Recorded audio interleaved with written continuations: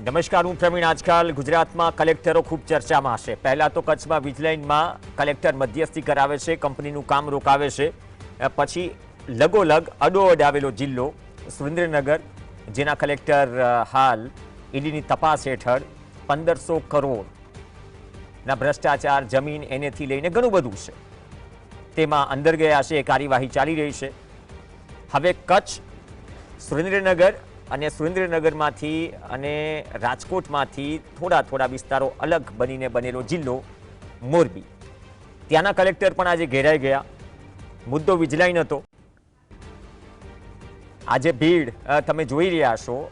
માત્ર મોરબી નહીં, પરંતુ રાજકોટ, જામનગર અને સુરેન્દ્રનગર આસપાસના 3 જિલ્લાના જે ખેડૂત છે, અસરગ્રસ્તો છે, જે વીજલાઇન આવી રહી છે અને એ વીજલાઇન મુદ્દે તેમની સાથે જે કંઈ પણ થઈ રહ્યું છે, તે મુદ્દે કલેક્ટરને એમની સત્તાઓ યાદ દેવડાવવા માટે અથવા તો જે પબ્લિક હિયરિંગ છે, લોક સુનાવણી છે, તે કેટલી પૂરતી થાય છે, તેમને કેટલા સંભળાય છે, આ બધા જ વિવિધ પ્રશ્નોને લઈને કલેક્ટર કચેરીનું કેમ્પસ ભરાઈ ગયું।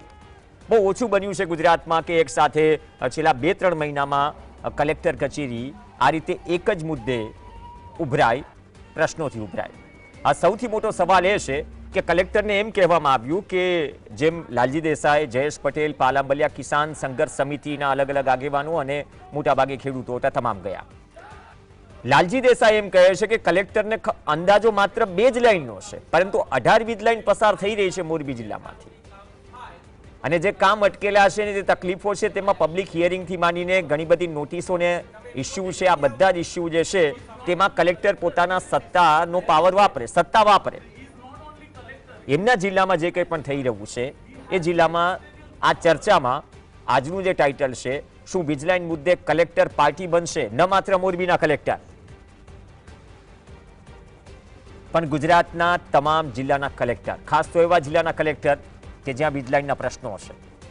કિસાન સંઘર્ષ સમિતિ કહી રહી છે કે અમે ટ્રિબ્યુનલમાં જઈ રહ્યા છીએ અને તમામ કલેક્ટરને પાર્ટી બનાવવાના છે। ડિસ્ટ્રિક્ટ મેજિસ્ટ્રેટની જે ફરજો છે અથવા તો જેમના હાથમાં સત્તા છે, નવસારીનો મુદ્દો પણ ઉઠ્યો, કેમ કે વળતરનો મુદ્દો સૌથી મોટો છે। વળતરમાં ઉપર નીચે જે થઈ રહ્યું છે, મનમાની થઈ રહી છે, આ બધા જ પ્રશ્નો બધી જ જગ્યાએ કોમન છે। તો જિલ્લાવાર હજુ તો 12 તારીખે કિસાન સંઘ તંબુ તાણશે ગાંધીનગરમાં, પણ તે પહેલા અલગ રીતે કિસાન સંઘ સિવાયના જે લોકો છે, ખેડૂતો છે, આગેવાનો છે, તે પહોંચી ગયા। અને આ જ પરિસ્થિતિ કદાચ આવનાર સમયમાં જામનગર અને રાજકોટમાં થશે, કેમ કે ત્યાં પણ પ્રશ્નો છે। હવે એક બીજી તસવીરની વાત કરી લઈએ। આ બીજી તસવીર એ મેસરિયા ગામની છે, વાંકાનેર તાલુકાનું ગામ છે। એસઆરપીનો બંદોબસ્ત છે। જ્યારે આવેદન અપાઈ રહ્યું હતું ત્યારે એ મેસરિયા ગામમાં ખેતરમાં જ્યાં જેટકો કંપનીનું કામ ચાલુ થવાનું થઈ રહ્યું છે, ત્યાં એસઆરપી ખડકી દેવાય। કોર્ટ પ્રક્રિયામાં છે આખી પ્રક્રિયા, એવું કહેવું છે પીડિતનું, છતાં પણ એસઆરપી ખડકી દેવાય। તો પછી બાકીના રાજ્યો, રાજસ્થાનમાં જે વળતર અપાય છે અથવા તો ટેલિગ્રાફ એક્ટથી લઈને જે કંઈ પણ કાયદાઓ બન્યા છે, કાયદાનું અન્ય રાજ્યોમાં શું પાલન થઈ રહ્યું છે, ગુજરાતમાં શું પાલન થઈ રહ્યું છે, અને પાલન કરાવવામાં સ્થાનિક અધિકારીઓ અને કલેક્ટરનો જે રોલ છે એ શું પૂરતો છે અથવા તો કામગીરી કરાવી રહ્યા છે, એ પ્રશ્ન દરેક જગ્યાએ ઉઠ્યા છે। જયેશ પટેલ કલેક્ટર કચેરીમાં મોરબીના કલેક્ટરને કહી રહ્યા છે કે સાહેબ તૈયારી રાખજો હાજર થવાની, તમે પણ પાર્ટી બનશો। તો કલેક્ટર જે ચાલી રહ્યું છે અલગ મુદ્દે, શું તેમાં વીજલાઇન એક મોટો મુદ્દો સાબિત થશે? કેમ કે સોલાર તો મુદ્દો કોમન હતો સુરેન્દ્રનગરમાં, સોલાર માટેની જમીનો, સોલારમાં ભ્રષ્ટાચારના આક્ષેપ, બાકી એનેમાં તો એક કટ નક્કી છે, એમાં પણ વરુણ પટેલને બધા જે મેદાને ઉતર્યા છે કે ટાર્ગેટ કરાઈ રહ્યા છે, આ એ વાત સ્વીકારી રહ્યા છે ખુદ કે એનેમાં આજે પણ પૈસા દેવા પડી રહ્યા છે। તો આ ખેલ કેવડો મોટો છે, અને જે પીસાય છે એમને રસ્તા પર ઉતરવાનું કે સાહેબ તમે નિયમ મુજબ કામ કરાવો, અમને કોઈ અગવડતા નથી, નિયમ મુજબ કામ થશે તો સારું રહેશે। 2 ખાસ મહેમાન આપણી સાથે જોડાશે। તોફિક બાદી જોડાશે, જે આ ગામમાં જે એસઆરપીનો બંદોબસ્ત ખડકાયો છે એ ગામમાંથી જ છે, અને જયેશ પટેલ આપણી સાથે જોડાશે। બંનેનું સ્વાગત છે। જયેશભાઈ, કેમ કેવું પડ્યું કે તમામ કલેક્ટરોને પાર્ટી બનાવશે અને તમે તૈયાર રહેજો આવનાર સમયમાં હાજર થવા માટે, જવાબ આપવા માટે? દરેક જગ્યાએ શું આ સ્થિતિ છે? કચ્છ હોય, સુરેન્દ્રનગર હોય કે પછી મોરબી હોય, હજુ રાજકોટ, જામનગર તો બાકી છે? બિલકુલ પ્રવીણ, એમાં એવું છે કે 2013માં વીજ ઉત્પાદન અને પરિવહન માટે ખાનગી કંપનીઓને જોડવામાં આવી અને એને માટેના લાયસન્સ આપવામાં આવ્યા. લાયસન્સ આપતી વખતે જે તે કંપનીઓએ વીજ ઉત્પાદન અથવા તો પરિવહન કરવાનું હોય એમણે લાયસન્સ મેળવવાનું. લાયસન્સ મેળવવા માટે એમણે CERC સેન્ટ્રલ ઇલેક્ટ્રિસિટી રેગ્યુલેટરી કમિશનની અંદર એમણે રજૂઆત કરીને લાયસન્સ લેવાનું. કાયદો એવું કહે છે પ્રવીણ કે જ્યારે લાયસન્સ લેવા માટે જાય ત્યારે જે વિસ્તારમાંથી એમણે ટાવરો પસાર કરવાના છે અથવા તો જ્યાં વીજળીનું ઉત્પાદન કરવાનું છે એ વિસ્તારમાં કયા વિસ્તારમાં કરવાનું છે, એ પ્રકારે ક્યાં ક્યાં ટાવરો ઊભા કરવાના છે અને એ પ્રકારના ખેડૂતોને જાણ કરીને વાંધા અને સૂચનો માંગવાના હોય. કાયદામાં એવું જણાવવામાં આવેલું છે કે વાંધા સૂચનો માંગતી વખતે જે તે વિસ્તારની જ્યાંથી ટાવર લાઈન પસાર થવાની છે ત્યાં એમણે ત્યાંના લોકલ ન્યૂઝપેપરની અંદર જાહેરાત કરવાની હોય. જાહેરાત કરીને વાંધા સૂચનો આવે તો એના પબ્લિક હિયરિંગ કરવાના હોય. પરંતુ આ જે કોઈ કંપનીઓ છે, અદાણી છે કે અંબાણી છે કે ગેટકો છે કે સ્ટરલાઇટ છે કે બીજી જે કંઈ ખાનગી કંપનીઓ છે, એમણે લાયસન્સ તો લીધા છે અને લાયસન્સ લેવા માટેની પ્રક્રિયા પણ કરી છે, પરંતુ CERC પાસે જ્યારે ગયા ત્યારે એમનાથી માહિતી છુપાવવામાં આવી છે. એમણે એક બે લાયસન્સ જે અમે લોકોએ મેળવ્યા છે એની અંદર એવું મેન્શન કર્યું છે કે અમે અમદાવાદથી પ્રગટ થતું હિન્દુસ્તાન ટાઈમ્સમાં અમે જાહેરાત કરેલી. બીજું જે દૈનિક ભાસ્કર કરીને દિલ્હીનું જે હિન્દી ન્યૂઝપેપર છે એમાં જાહેરાત કરી અને લોકો પાસે વાંધા સૂચનો મંગાવેલા, પણ એવા વાંધા સૂચનો અમને કોઈ મળ્યા નથી, એટલે અમને લાયસન્સ આપી દો. હવે પ્રવીણ, કાયદો એવું કહે છે કે વાંધા સૂચનો જ્યાં સુધી ખેડૂતને ખબર જ નહીં પડે કે ભાઈ અહીંયાથી લાઈન જવાની છે, તો લાઈન જવાની છે તો પછી વાંધા સૂચનો કઈ રીતે એ લોકો જાહેરનામું કરતા નથી, એટલે વાંધા સૂચનો કઈ રીતે રજૂ કરી શકે? એટલે ખેડૂતો દ્વારા વાંધા સૂચનો રજૂ નહીં થઈ શક્યા અને એમણે હકીકત છુપાવીને CERC પાસે લાયસન્સ લઈ લીધું. એ લાયસન્સને અમે પડકારવાની વાત કરીએ છીએ કે પ્રસ્થાપિત કાયદાઓ જે છે, પ્રસ્થાપિત કાયદાઓ દ્વારા જે પ્રક્રિયા અનુસરવાની છે એ પ્રક્રિયા કંપનીઓએ અનુસરી નથી. એટલે CERC ને જે લાયસન્સ આપેલું છે CERC એને અમે ઇલેક્ટ્રિસિટી ટ્રિબ્યુનલ છે, ટ્રિબ્યુનલની અંદર પડકારવા માટે જઈ રહ્યા છે. એટલે આ વાત છે પ્રવીણ. જયેશભાઈ, ના એમાં એક નાનો જવાબ લઈ લો. કલેક્ટર એમાં એક જવાબમાં એમ કહી રહ્યા છે કે અમુક જે રજૂઆત છે એમને સરકારને કરવાની હોય, તો આ તમે જે કલેક્ટરને એમની સત્તાઓ DM તરીકે યાદ અપાવવા જાઓ છો અથવા તો જેની સત્તાઓ આવે જેના પર આખો જિલ્લો નિર્ભર હોય છે, ત્યાં એવો જવાબ મળી રહ્યો છે કે અમુક જે બાબતો છે સરકારમાં, કદાચ તમે સરકારમાં અને DGPને પણ આ અંગે રજૂઆત કરી છે. કલેક્ટરનો રોલ જે છે, તમે તમામ ગુજરાતના ખાસ તો જ્યાં વીજળીનો નીકળી રહી છે તે જિલ્લાના કલેક્ટરોની વાત કરી રહ્યા છો. તમે કદાચ મોટા ભાગે તો બધા જ કલેક્ટર આવી જાય. હા બિલકુલ, 20 જિલ્લાઓ છે પ્રવીણ, 20 જિલ્લાઓ અસરગ્રસ્ત છે અને 20 જિલ્લામાં 20 થી 22 લાઈનો નીકળવાની છે. એટલે મોટા ભાગના ખેડૂતો પણ અસરગ્રસ્ત થવાના છે. પણ કલેક્ટરને જ્યારે અમે વાત કરીએ, હવે એ તો જિલ્લાના સમાહર્તા છે, એમને આ બધી બાબતો વાકેફ ના હોય એવું માનવાને અમારી પાસે કોઈ કારણ નથી. પણ ચોક્કસ કારણસર ખાનગી કંપનીઓને લાભ કરાવવા માટેનો વહીવટી તંત્ર અને પોલીસ તંત્રનો અભિગમ રહ્યો છે. સરકારનો પણ, રાજ્ય સરકાર હોય કે કેન્દ્ર સરકાર હોય, કારણ કે અદાણી અંબાણીઓની લાઈન છે એટલે અભિગમ ખાનગી કંપનીઓને મદદરૂપ થવાનો હોય છે. એટલે કલેક્ટર ડિપ્લોમેટિકલી એ વાત જે તે સમયે એને શું કહેવાય કે વાત પૂરી કરવા માટે એવું કહીને એ અટકી જાય છે કે મારે સરકારમાં આની રજૂઆત કરીને તપાસ કરવી પડે. પણ એ કલેક્ટરે તો એ કંપની પાસે લાયસન્સ માંગવાનું હોય કે ભાઈ તે લાયસન્સ લીધું, કયા કાયદા હેઠળ લીધું અને કાયદા જે પ્રાવધાન છે એ મને બતાવ, ત્યાર પછી જ આગળની વાત કરવાની હોય. હવે 164 હેઠળ એ કાર્યવાહી કરે અને તે પણ 1885 ના કાયદાને આધીન રહીને. એટલે પ્રવીણ, આમાં શું છે કે કલેક્ટર આંખ આડા કાન કરે છે, બાકી એવું કહે છે કે ભાઈ મને ખબર નથી, મારે તપાસ કરવું પડે. એ તો ગેરમાર્ગે દોરવાની ખેડૂતોને વાત છે. ઓકે, બહુ સારી વાત કરી. લોકો સુધી અમુક વાત પહોંચવી જોઈએ જેથી સવાલ એટલીસ્ટ કરતા થાય ને જવાબ પણ મળે અને દરેક જે ફરજો છે ફરજો યાદ પણ આવે. આ તોફિક બાદી છે, મેસરિયા ગામના ખેડૂત છે. તમારા ખેતરમાં બી જેટકોનો પ્રશ્ન છે ને છે તો શું છે? કેમ એસઆરપીનો બંદોબસ્ત આવ્યો? કેમ કે જોગાનું જોગ એક તરફ કલેક્ટર કચેરીએ આ રજૂઆત હતી ને બીજી તરફ ત્યાં જ 15-20 કિલોમીટર દૂર તમારા ગામમાં અલગ એક પ્રશ્ન ઊભો થયો, એમાં જેટકો પણ બાકાત નથી. તોફિકભાઈ, અમારા ગામમાં જેટકોની 220 કેવી લાઈન સાપરથી ઘિયાવડ નીકળે છે.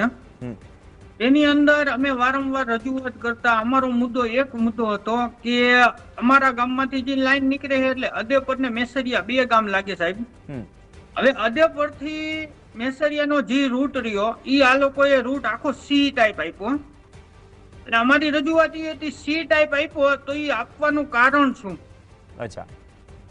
અને બીજા નંબરની અંદર તો સી તમારે શું કામ આપવો જોઈએ? કાં તમે સીધી લીટીમાં હાલો અને કાં પંચાયત થ્રુ, અને મારી ગામની પંચાયતે લેખિતમાં આ લોકોને દીધું છે. અમારે ટોટલ ખરાબો લાગે બાયપાસ થી કાઢે ને એટલે આ લોકોને 1-1.5 કિલોમીટર લાઈન વધુ થાય પણ બધોય ખરાબો લાગે. તમે કાંઈ અહીંયાથી તમારો રૂટ પસંદ કરો. તો આ લોકો અમે બહુ મોટી લડત આપી સાહેબ. 2022 થી કરીને અમે લડતા આવી છીએ. અત્યારે અમારો કેસ છે ને હાઈકોર્ટની અંદર છે અને હાઈકોર્ટની અંદર અમારો કેસ હજી ચાલુ છે. 9 તારીખે એની અમારી મુદત છે. તો આ લોકો પોલીસ પ્રોટેક્શન લઈને, એસઆરપી પ્રોટેક્શન લઈને જબરજસ્તી કામ કરવા માટે આવી ગયા હતા આજે. તો પછી જવાબ શું મળ્યો? તમે કીધું કે કોર્ટની પ્રક્રિયામાં છે આ કેસ અને ઉપરથી છતાં પણ પોલીસ પ્રોટેક્શનથી અથવા કામ કરવાની શરૂઆત થઈ પાછી. તો ઈ લોકોનું સાહેબ એવું જ કેવું થયું ઈ કે હાઈકોર્ટનો નિર્ણય જી આવે ઈ અમારે ઈ નિર્ણય આવે ને ત્યારે કે ઈ જોયું જાહે. બાકી અત્યારે કલેક્ટરનો જે ઓર્ડર છે, કલેક્ટરના ઓર્ડર ઉપર અમે કામ કરશું. તો કીધું કામ કરશો તો કામ કઈ રીતનો કરશો? તો વળતરની સાહેબ વાત આવી તો વળતરમાં ઈ લોકોએ પોલ દીઠ ખાલી 35,000 રૂપિયા અને કોરિડોર હોય જેટલા મીટર આવતું હોય એના હિસાબે ઈ ટોટલ અમને હિસાબ કરીને એને દીધો. એટલે ટોટલ કે 2 લાખ રૂપિયા તમને આપશું. એમાં પાક નુકસાની આવી ગઈ, તમારો પ્રાઇવેટ રસ્તો હોય તો આવી ગયો, કોરિડોર આવી ગયા અને પોલે આવી ગયો. અચ્છા. અને બીજું સાહેબ પાછું કોઈ 25 વર્ષનો 30 વર્ષનો કરાર નહીં, કરાર આજીવન. અચ્છા. આખી જિંદગીનો કરાર. એટલે વન ટાઈમ સેટલમેન્ટ. જયેશભાઈ, તો આ તો કેવું, એક તરફ હાઈકોર્ટમાં હિયરિંગ બાકી છે અને બીજી તરફ જે તોફિકભાઈ કહી રહ્યા છે કે કલેક્ટરના આદેશથી આ કામ કરવા આવ્યા છે અને વળતર તો બધી જગ્યાએ ખેર પ્રશ્ન છે. આ ચાલી શું રહેવું છે એક સામાન્ય માણસને એક સમજાય એવી ભાષામાં? લોકશાહી ઢબે ચૂંટાયેલી સરકાર રાજાશાહી થી કામ કરે છે એનો આ ઉત્તમ નમૂનો છે પ્રવીણ. એટલે લોકશાહી થી બનેલી સરકાર છે, કાયદાઓ પ્રસ્થાપિત છે, આ ગેટકો કંપની છે. હવે પહેલી તો ખેડૂતોને એ રીતે સમજાવે છે કે અમે સરકારી કંપની છે. હવે એ પ્રાઇવેટ થઈ ગયેલી પ્રાઇવેટ પબ્લિક પાર્ટનરશિપ વાળી કંપની છે અને નફાના ધોરણે કામ કરતી કંપની છે અને ખેડૂતોને એવી રીતે સમજાવે છે કે ભાઈ અમે સરકારી કંપની છે એટલે તમારે કામ કરવા દેવા પડે. પણ કંપની સરકારી હોય કે ખાનગી હોય, ગેટકો પણ ખાનગી કંપનીમાં જ આવે છે, અર્ધ સરકારી કંપની છે. અને છતાંય એ આ એક રીતની સાયકોલોજી ઊભી કરીને ખેડૂતો ઉપર એવું જણાવવામાં એવું દબાણ લાવે છે કે ભાઈ સરકારી કંપની છે એટલે તમે વિરોધ નહીં કરી શકો. હવે આ 2023 થી ચાલતી વાત છે અને ખેડૂતોએ જે અલ્ટરનેટ રૂટ બતાવેલો છે એમાં બી લાઈન લઈને એમણે 3 રૂટ નક્કી કરવાના હોય ને 3 માંથી જે ઓછામાં ઓછી લંબાઈ હોય અને ઓછામાં ઓછો ખર્ચ થતો હોય ત્યાંથી લઈ જવાનું હોય, પણ એ કોઈ કારણસર કંપની માનવા તૈયાર નથી. અને આજે જબરજસ્તી કે કોરિડોર ઓર્ડર સરકારે કલેક્ટરે જે કર્યો છે એ કોરિડોરનો કર્યો છે, તો કોરિડોરની બહાર તો કઈ રીતે કામ કરી શકે? એટલે પ્રવીણ, એનકેન પ્રકારે આ એક રાજાશાહી કે ઠોકશાહી રીતે ચાલતી સરકાર અને ફાટીને ફાળકે ગયેલી સરકાર છે અને ખેડૂતો ઉપર રીતસર દમન ગુજારવામાં આવી રહ્યું છે. પણ મારે એ ગામના ખેડૂતોને સલામ કરવી પડે કે આજે સવારથી પોલીસ પ્રોટેક્શન હોવા છતાંય એમણે કામ નથી કરવા દીધું ને આવનારા દિવસોમાં પણ એક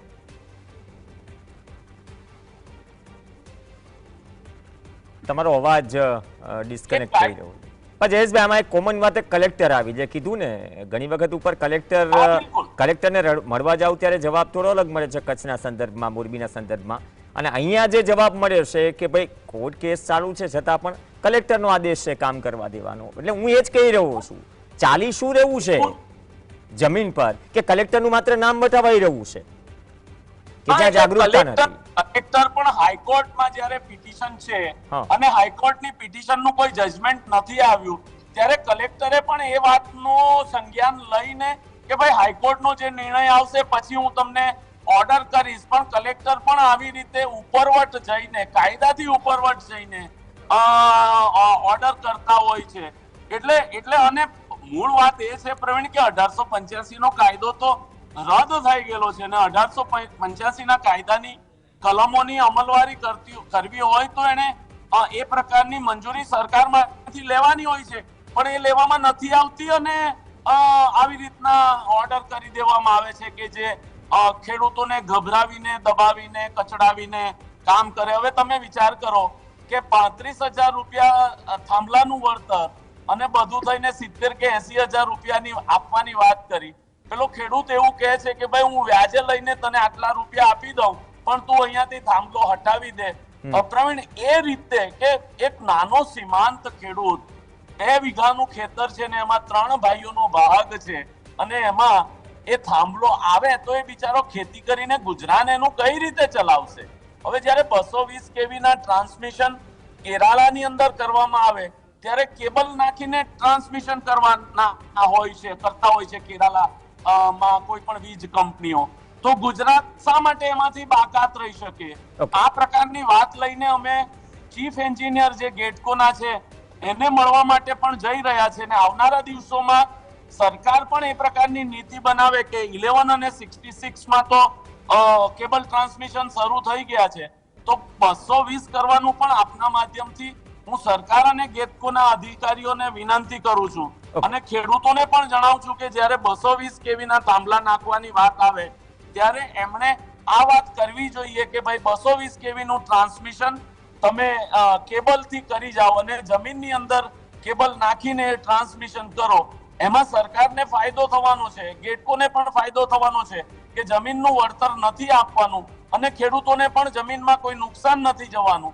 એટલે ખેડૂત હોશે એ કરાવી શકે. એટલે પ્રવીણ, આપના માધ્યમથી સરકાર, ગેટકો અને ખેડૂતોને હું આ વિનંતી કરું છું. ઓકે, બહુ સારી વાત કરી. બીજી વાત કે ખેતીલાયક જમીનમાં એ કદાચ પડતર ન પડી રહે અને વન ટાઈમ સેટલમેન્ટ છે, કદાચ એમ પણ નહીં કે 10, 15, 20 વર્ષ માટે જે કહી રહ્યા છે જે પીડિત કે ભાઈ લાઈફ ટાઈમ, એટલે કે લાઈફ ટાઈમ સેટલમેન્ટ જે 2 લાખની વાત કરી, તો આ થોડું પીડાદાયક છે. નિયમોને ઘોડીને પી જવા અથવા તો નિયમોને પોતાની સહુલિયતથી ટ્વિસ્ટ કરવા, પણ જ્યારે સામાન્ય માણસ પીસાય તો જશે ક્યાં? કલેક્ટર પાસે, અને કલેક્ટર જ વિવાદોના કેન્દ્રમાં છે. કલેક્ટરને એમની સત્તાઓ યાદ દેવડાવવી પડે. આ કિસ્સામાં કલેક્ટર કહી રહ્યા છે કે અમે તો જે નિયમ મુજબ કરીશું, પણ બધી જ જગ્યાએ નિયમ તો સરખો હોય ને. સવાલ એ છે તો આવનાર સમયમાં લાયસન્સ મુદ્દે અથવા તો વળતર મુદ્દે જે સવાલો અત્યારે શું ટ્રિબ્યુનલમાં ફરીથી પાર્ટી બનાવાશે જેમ જયેશભાઈ કહી રહ્યા છે, અને બનાવાશે તો શું કલેક્ટર હાજર થશે જવાબ આપવા માટે? કેમ કે આજકાલ તો કલેક્ટર જ ચર્ચામાં છે.